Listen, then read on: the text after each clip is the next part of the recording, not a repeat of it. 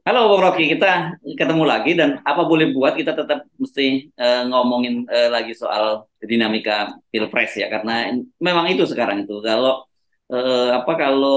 kita lihat manuver dari para politisi itu kan sudah ngalor ngidul nggak karuan itu udah semburat ke sana sini gitu ya. Karena kemampuan semburat ini yang bisa berbahaya tuh. Karena kadang-kala nggak tahu nih mau nyemburnya kemana. Kadang-kadang lahan orang di Ya, di di aneksasi juga untuk kepentingan pasang baliho lah, ngumpulin massa lah, itu bahayanya kalau ya. pola kampanye itu tidak berdasarkan ide, sekedar berdasarkan gimana ada kerumunan di situ dipasang baliho. Ya, ya.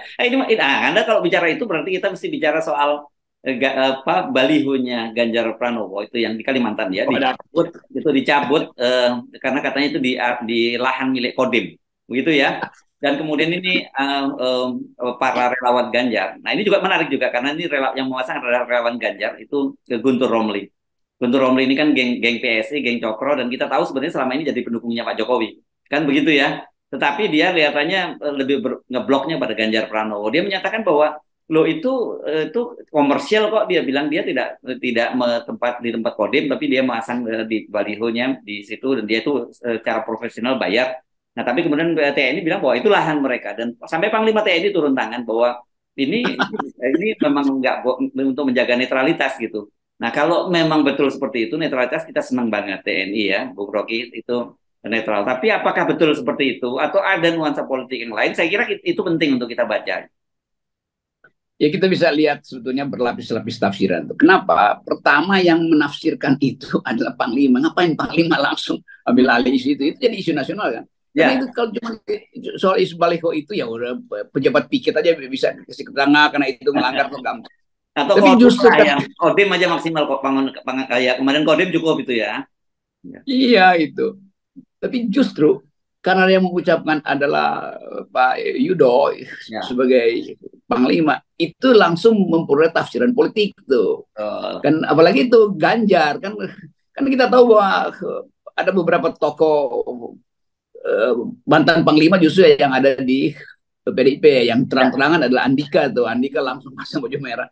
Tentu Andika merasa loh kenapa kenapa diarahkan ke kita tuh. Kan itu persepsi juga kan. Kalau Mhm. Panglima menyebutkan itu artinya PDIP yang kena apapun, walaupun nanti orang lah termasuk kalau Gerindra di situ pun nanti akan kita kita copot. Nah, sebetulnya Gerindra juga udah tahu tuh bahwa sinyal ini jangan kita pasang di situ dong. Jadi dikasih sinyal oleh Panglima, hati-hati loh, nanti jadi konflik tuh. Memang Gerindra merasa oke, kalau begitu lebih hati-hati tuh. Yang bahaya adalah keterangan yang diucapkan oleh Pak Panglima itu ditafsirkan sebagai tidak menyetujui Ganjar. Itu yang kita mesti jaga tuh.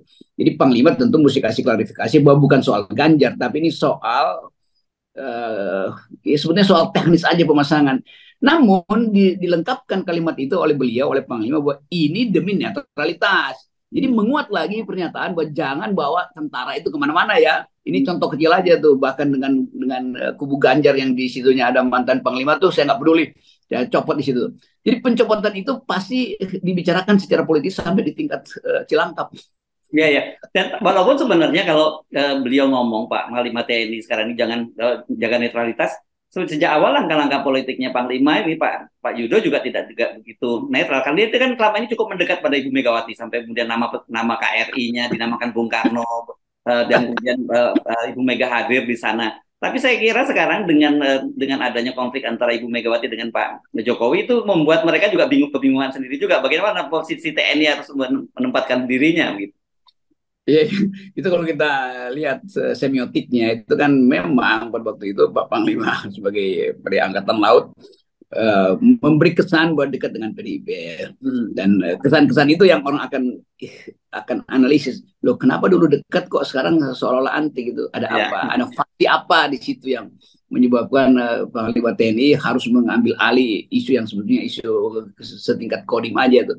Ini menunjukkan ada pergerakan-pergerakan, ya sebut aja pergerakan sinyal-sinyal radar yang menunjukkan bahwa TNI memang sedang berupaya untuk tidak terjebak di dalam salah satu blok itu.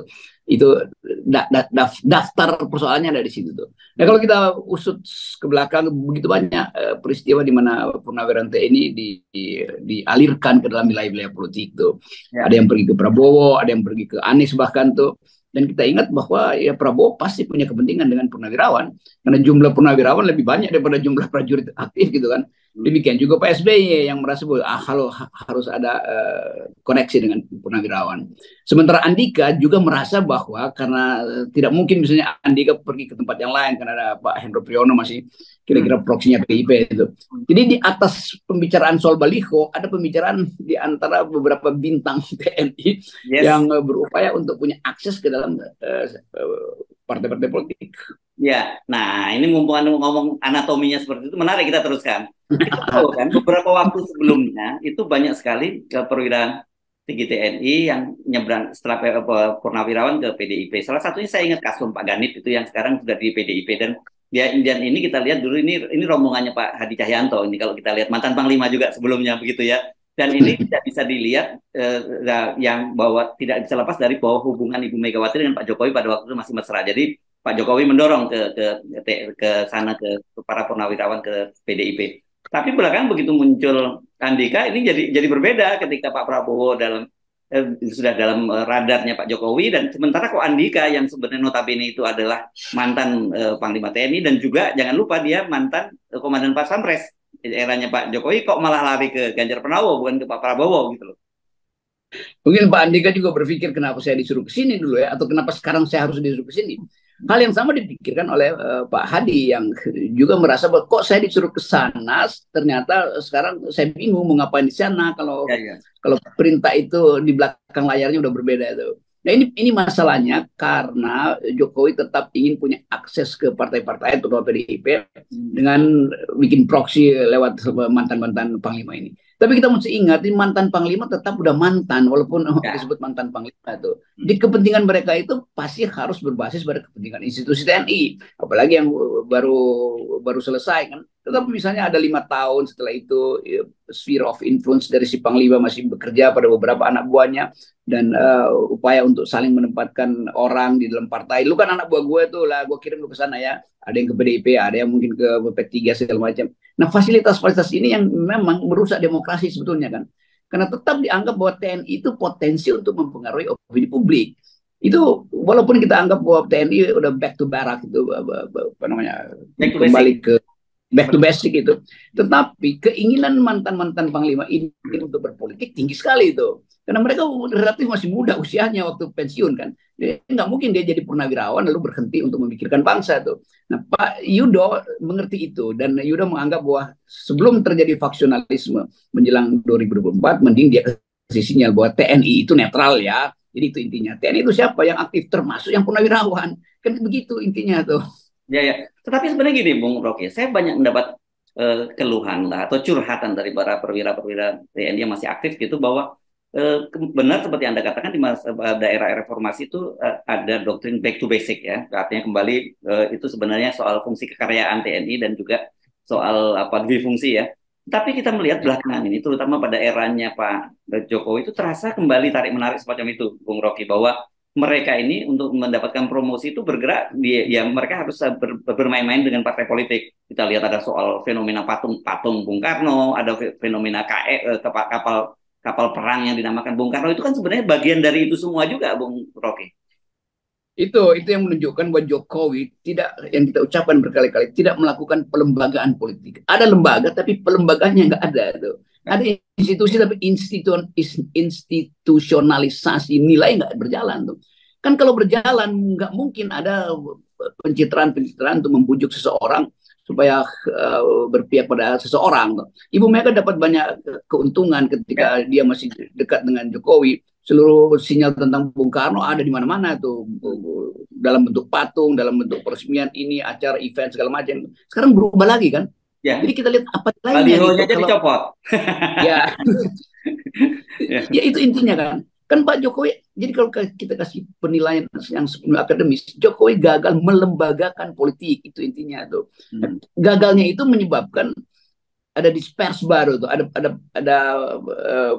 apa namanya nih, Diam-diam TNI merasa kalau begitu kita bisa main loh dalam politik. Ini bahayanya di situ tuh. Untung sekarang Yuda langsung nangkap sinyal itu tuh. Begitu ada konflik antara Megawati dan Jokowi, pasti akan ada konflik di antara purnawirawan-purnawirawan yang disuruh oleh Jokowi pergi ke Megawati dan purnawirawan yang memang menganggap bahwa Megawati yang harusnya didukung. Itu intinya tuh. Jadi permainan-permainan ini disebabkan oleh cawe-cawe Jokowi. Akhirnya begitu rumusannya. Ya, ya. Nah, karena itu sebetulnya teguran dari Panglima TNI itu sebetulnya sama juga dengan mengatakan, karena itu kalian ya, demi netralitas, janganlah kalian cawe-cawe itu.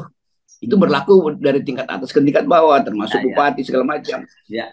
Tapi tadi itu saya senang kalau Anda menyatakan untung, tapi saya khawatir untungnya itu dalam tanda petik, begitu loh, Bung Rocky. Karena ya, karena bagi kita, kenapa saya senang kalau memang betul untung itu ada netralitas, memang harus kita dorong. Bukan hanya TNI, ini ada Polri, ada ASN dan sebagainya. Tanda tanya juga, Bung Rocky, bagaimana posisi mereka dan ini yang kita bisa sebut juga sebagai faktor non elektoral yang akan memenangkan elektoral, kan begitu. Nah, itu kita ulas sedikit tuh. Faktor non elektoral ini justru yang jadi sangat seksi dibahas di Cilangkap. Saya kira pasti ada sesi khusus setiap mungkin seminggu 2 kali untuk lihat potensi yang non elektoral ini. Yang non elektoral itu pertama tentu adalah potensi demonstrasi dari mahasiswa dan buruh. Yang kedua adalah tadi swing voters itu tuh. Kalau misalnya ada ada pertemuan antara mereka yang swing voters yang dari kalangan menengah dan tinggal di perkotaan bergabung dengan buruh dan mahasiswa, itu pasti potensi untuk meresahkan Jokowi. Ya kalau kita masih senang-senang aja ada demonstrasi baru kan. Tapi Pak Jokowi kan mesti dianggap sebagai masih punya kemampuan untuk memimpin bangsa ini 4 tahun ke depan. Itu akan merepotkan TNI kalau terjadi social unrest yang berakibat gangguan terhadap pemilu tuh. Tetapi TNI juga menganggap jangan-jangan ini adalah semacam pintu kecil untuk mereorganisir politik dengan keterlibatan penuh TNI.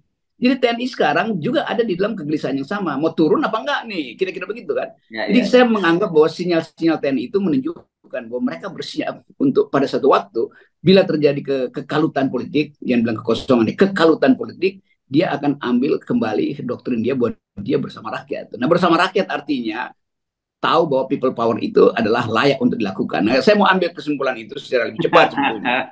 Sebelum itu terjadi itu. Oke, baik.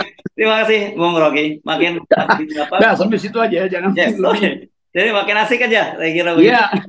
Tetap 0% ya, Bung Rocky. Yes. Oke.